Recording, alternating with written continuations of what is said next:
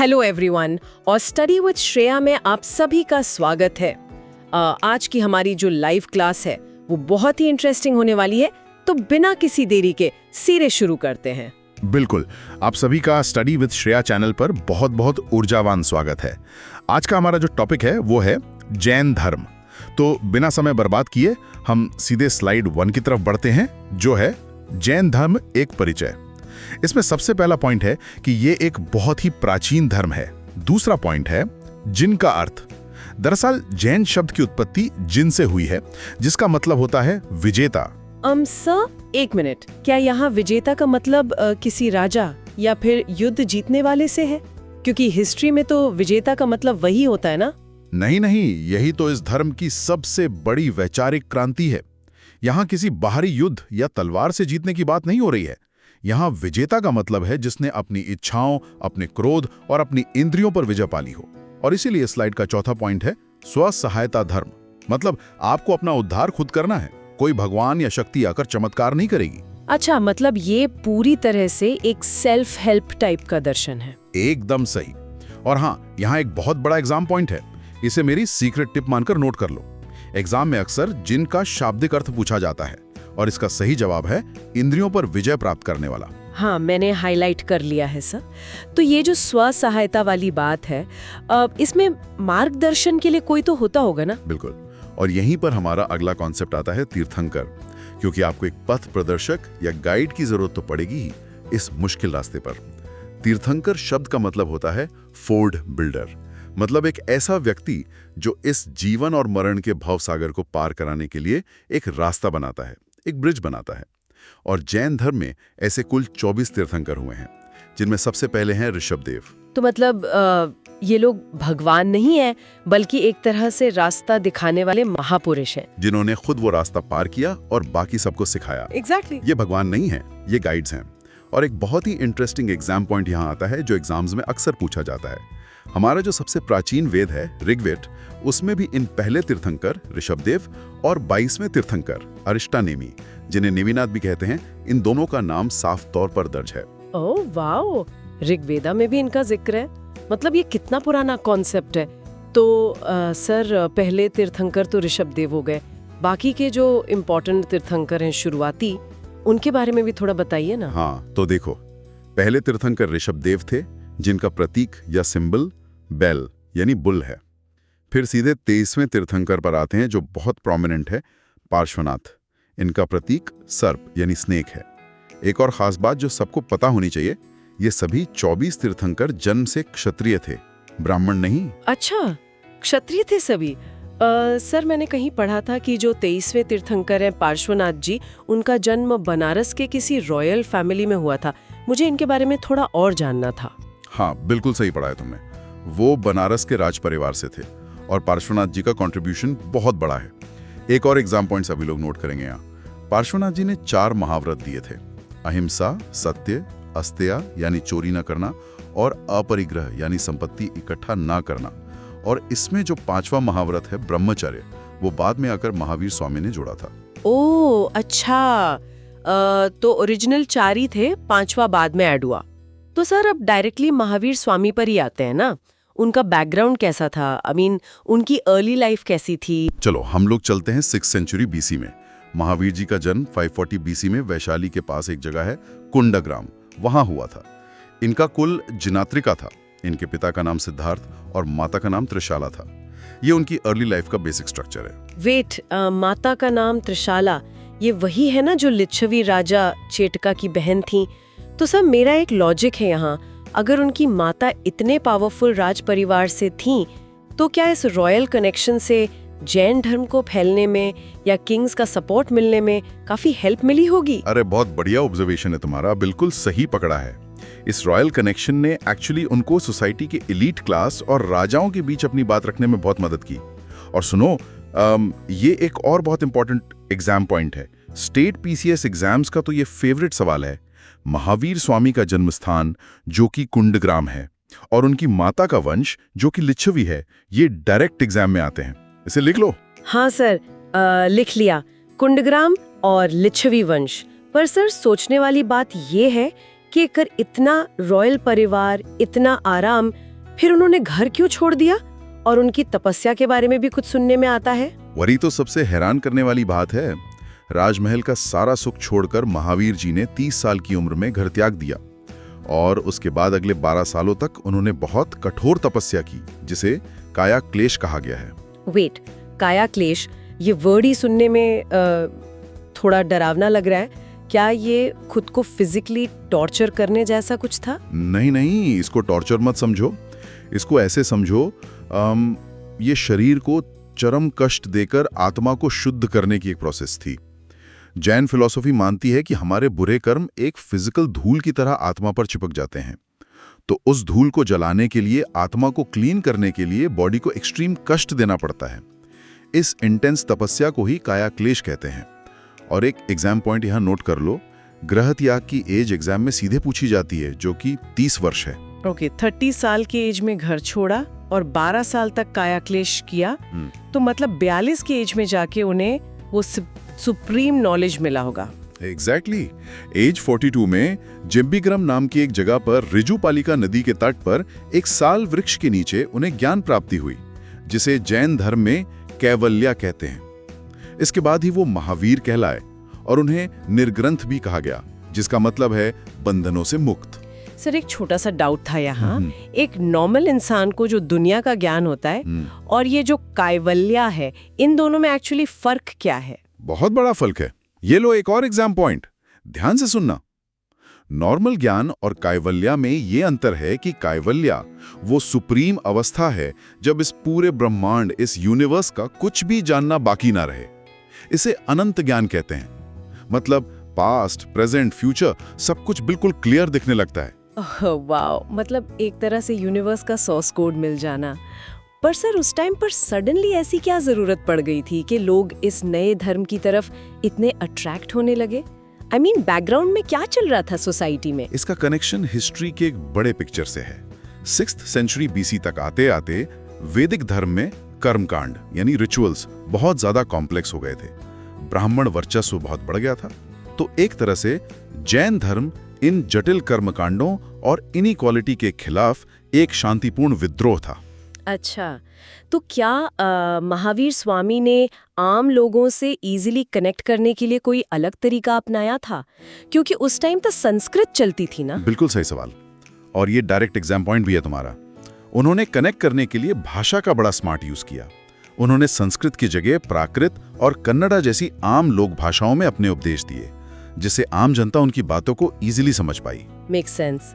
अगर आप लोगों की भाषा में बात करोगे तो लोग सुनेंगे ही।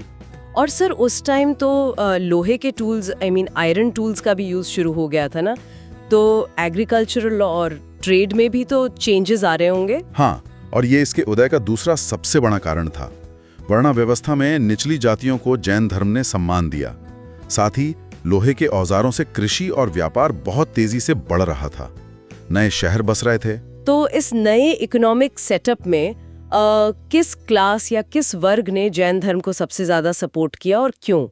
लॉजिक क्या था इसके पीछे? लॉजिक बहुत सिंपल पर सॉलिड था, और ये एग्जाम पॉइंट भी है। सबसे ज्यादा सपोर्ट दिया व्यापारी वर्ग ने, यानी वैश्याज ने, क्योंकि जैन धर्म में अहिंसा पर बहुत जोर था और व्यापार एक ऐसा काम था जिसमें किसी भी तरह की हिंसा या वायलेंस नहीं होती थी। जबकि खेती में कीड़े मकोड़ों की हत्या हो ही जाती थी, इसीलिए व्यापारी क्लास इससे बहुत जल्दी जुड़ गया। मैं पढ़ रही थी कि कोई त्रिरत्ना कॉन्सेप्ट है। हाँ, मोक्ष प्राप्ति के 3 अनिवार्य स्तंभ बताए गए हैं, जिन्हें त्रिरत्ना कहते हैं।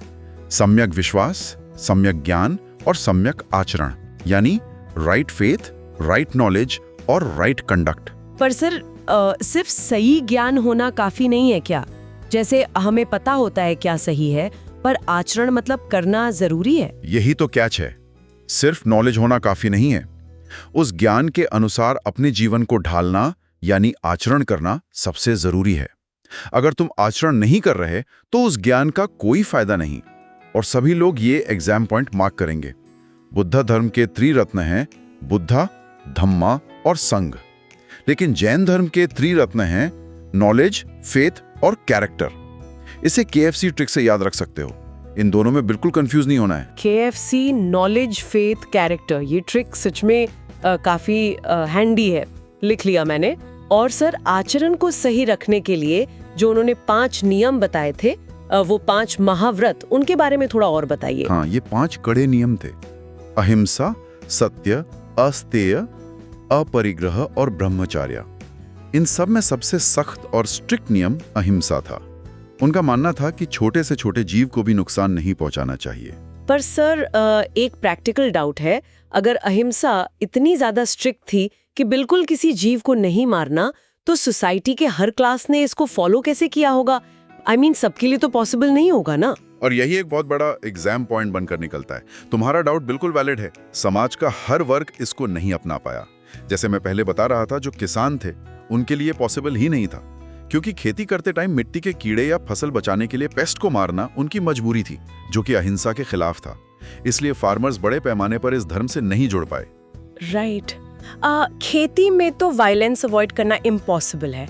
सर अब एक ऐसी चीज पर आते जो मुझे सबसे ज्यादा इंटरेस्टिंग लगी। इनके जो व्यूज थे भगवान और यूनिवर्स को लेकर, वो काफी अलग थे ना? बहुत अलग और बहुत डीपली फिलोसॉफिकल थे। जैन धर्म मानता है कि ये जो ब्रह्मांड है, ये यूनिवर्स है, ये शाश्वत है, इटर्नल है।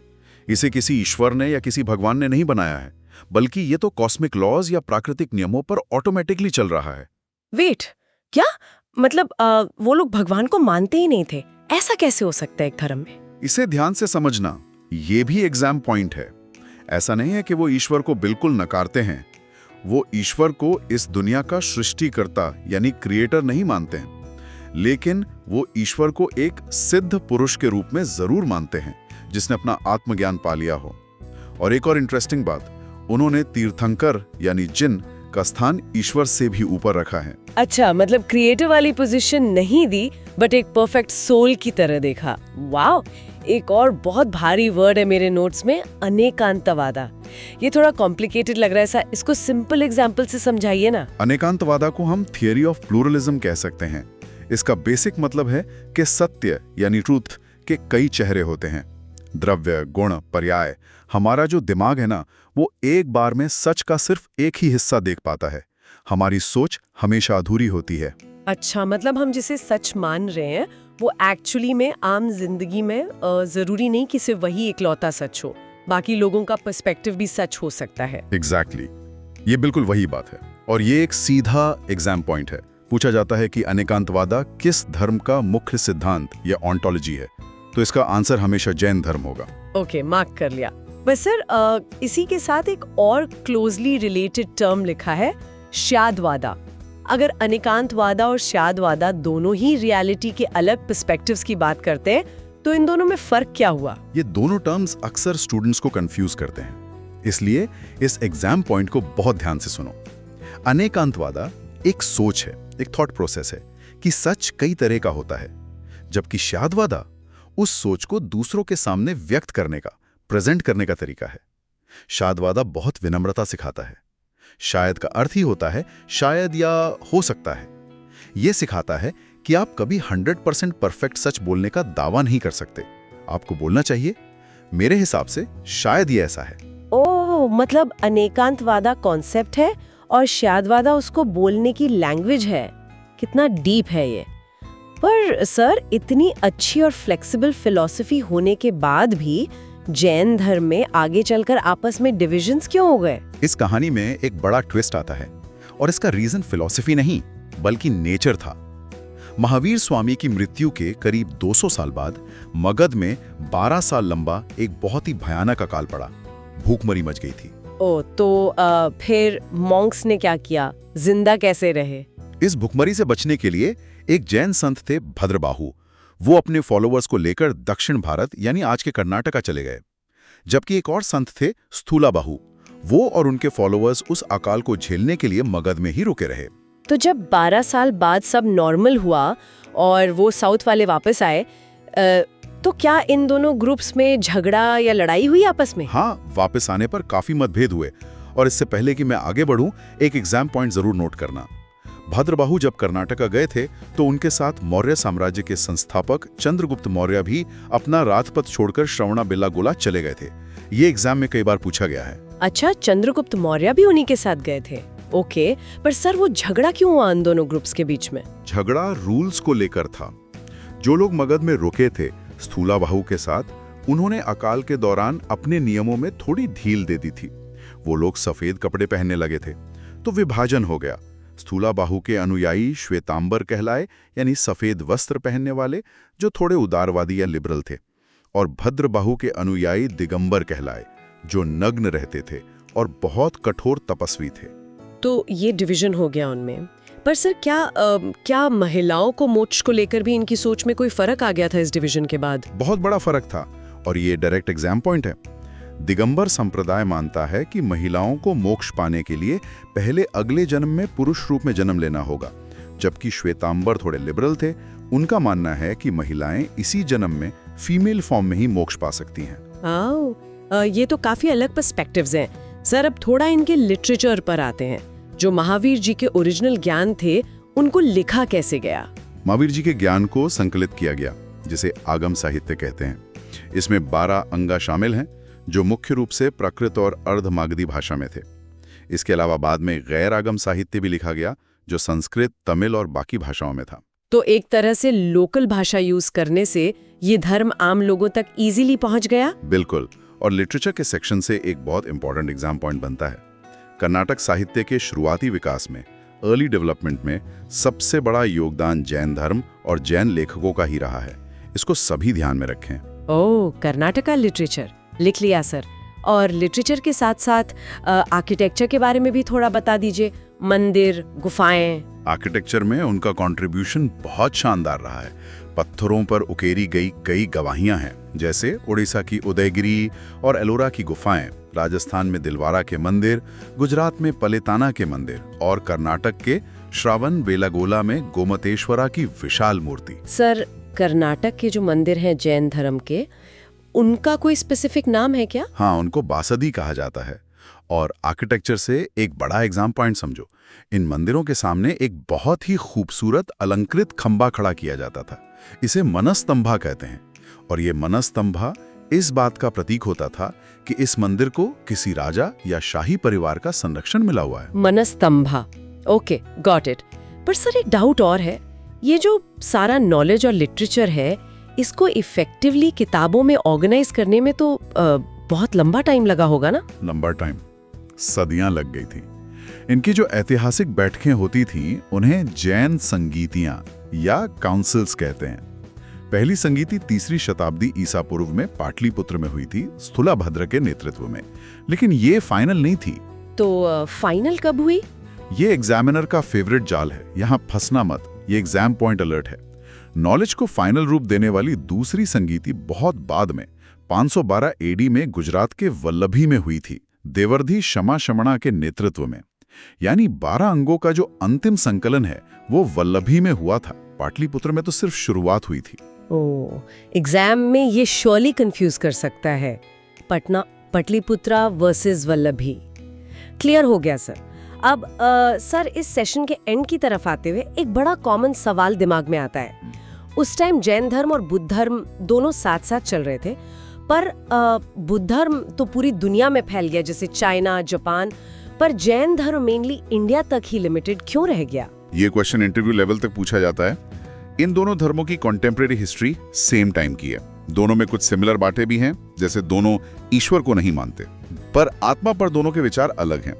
जैन धर्म आत्मा को मानता है, जबकि बुद्ध धर्म अनात्मवादा यानी आत्मा के होने को नकारता है। लेकिन दुनिया भर में ना फैलने का सबसे बड़ा कारण इनका पथ या रास्ता था। मतलब जैन धर्म के रूल्स कुछ ज्यादा ही स्ट्रिक्ट थे। एग्जैक्टली। ये एग्जाम पॉइंट है कि जैन धर्म के अत्यंत कठोर नियम, जैसे एक्सट्रीम तपस्या, खेती ना करना और दिगंबरों का पूरी तरह नग्न रहना।